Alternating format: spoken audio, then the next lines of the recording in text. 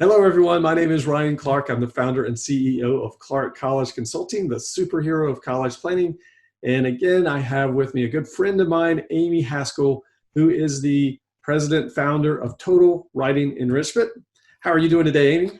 I am doing great. Thank you so much for having me and for your time again. I am thrilled to be here.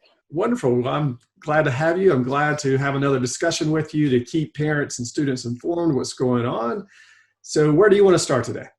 You know, thanks. I know there are so many questions that parents have, parents of soon-to-be freshmen in college, and especially parents of rising seniors who it's difficult in our minds because we think we still have juniors, but before you know it, this year, given these uncertain times, is going to be over, and now we have to really be focusing on college admission. So I was thinking about a lot of questions I have for you, and I would love to just open up with, from your point of view, from the point of view of a college consultant, given COVID, given schools that are closed and the inability for kids to visit right now, and admissions requirements, what are some of the greatest impacts that you see right now for kids thinking of applying to college?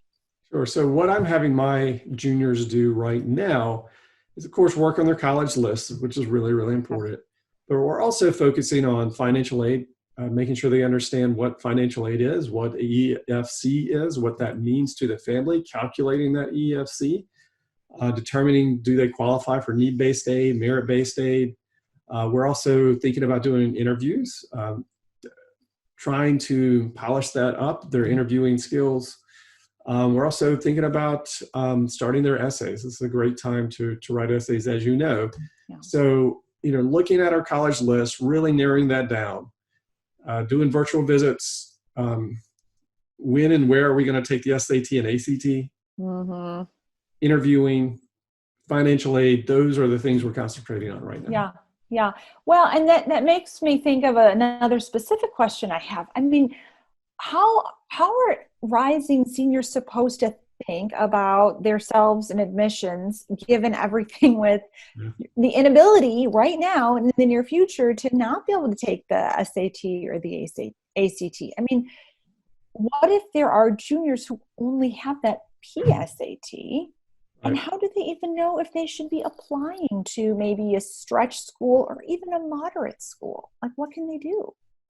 Yeah, so the colleges, when I was talking to the colleges last week, and from their perspective, they went 180 degrees in less than a month, right? So they went from beginning of April thinking everything's normal to end of April, everything's turned upside down. So they're playing catch up and they're looking at all options as well. But from the college's point of view, their admitting students is going to be a little bit different, but they also said, we're going to look at their applications with compassion, because they understand the situation that students are in, because they're not able, in some cases, not able to take the SAT or ACT. They're not able to really hone in on these extracurricular activities because they just can't get involved as much as they were before. So colleges are definitely taking a different look, and they're kind of pausing and looking and going, okay, what can we do different with our admissions process? And even before COVID-19, colleges were putting a lot more emphasis on so-called holistic applications, right? And I think that's only going to get more important, and more colleges are going to start to lean on that, because students might not have a GPA to lean on, right? They might have pass-fail grades as opposed to a GPA, and so colleges don't have that anymore to really look at. So what does that really mean, though, that term holistic? I think that's interesting. Like, if you were the college, what did it look like before, and what's the shift, especially in the eyes of students, so they can shift also and make sure they have the best applications? Sure. Great question. So the first thing I would tell my students, any students that are out there that are juniors, is there are a handful of colleges that are gone test optional, meaning that you do not have to submit an SAT or an ACT. Not all of them, but a handful. And what was a big college was Cornell, in my point of view, because Cornell was the first Ivy League school to go test optional. And as you know, all the Ivy League schools get so many applications. So And a many. school like Cornell to go test optional, tells us something, right? It tells us there's a trend going on. Right. And Yale basically said, we're not requiring students to take subject-based tests this year. So Right. again, that's another step in that direction, where when I say holistic, colleges are looking at the total student, not just grades, not just standardized test scores, but other things that they're bringing to the table, right? What makes that student unique, and what are they bringing to the college? Okay, so let's say you're that awesome test taking student, right? That kid who just has super high SAT or ACT scores, and Right. up until now has really been thinking, gosh, that almost perfect ACT or SAT is what is going to get me into an Ivy League or a second tier Ivy, or even a really competitive state school. And now we have this shift. So what should that kid be thinking? Is there a pivot for that type of student? Well, I think it's a pivot for all students, but not all colleges are going test optional.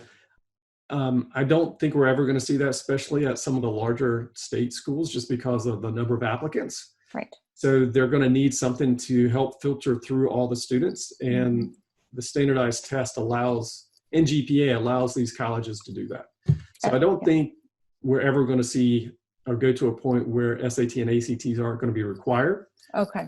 But more and more, especially your smaller liberal arts colleges, are definitely putting less emphasis on the standardized test and putting more emphasis on the holistic approach and more character-based associations and assessments. And colleges are definitely putting more emphasis on that. And they were doing that before COVID-19. Right. And I think that's only going to increase.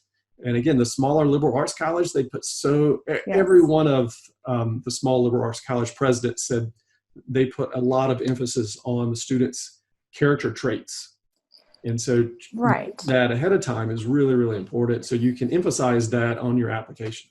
Right. So what does that mean? I mean, with your experience, and I love that you work with the financial aspect of it to selecting colleges based on their culture, their size, and helping kids get so ultra organized, because this can be truly overwhelming. Oh, yes. And especially parents who want to maintain a harmonious relationship with their kids. But I'm so interested in hearing, given your experience and in offering just an abundance of much needed services, what does that look like for a kid who might have great test scores, might have okay scores, but in your mind, you're thinking, wow, they have so much to offer. So how is that coming out on their applications? Like, what are specific examples?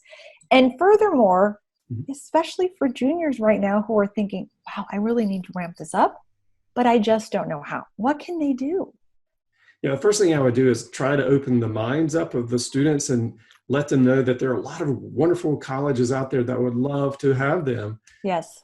What I tend to find is that most students really hone in on just a handful of colleges, and all the colleges we know of. It's the name brand schools, and those are great schools, don't get me wrong. Yes. But that doesn't mean that they're going to get the best education there, and that doesn't necessarily mean that that's the best fit for every student, right? So part of my job is really trying to find out what's important to the student, what type of social fit, what type of academic fit, what type of financial fit, where they would just blossom and grow as a young adult. Yes. That's what we really want.